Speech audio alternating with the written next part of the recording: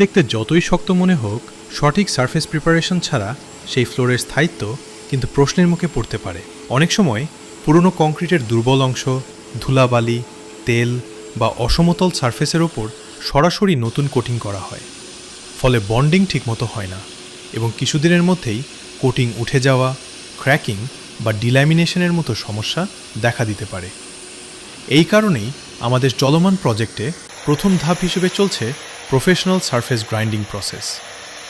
আধুনিক গ্রাইন্ডিং মেশিনের মাধ্যমে দুর্বল লেয়ার অপসারণ করে সারফেসকে করা হচ্ছে পরিষ্কার, সমতল এবং শক্তিশালীর জন্য সম্পূর্ণ প্রস্তুত।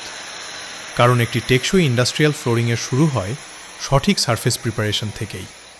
আপনার প্রজেক্টেও যদি চান দীর্ঘস্থায়ী ও নির্ভরযোগ্য ফ্লোরিং সলিউশন, তাহলে আজই আমাদের সঙ্গে যোগাযোগ করুন।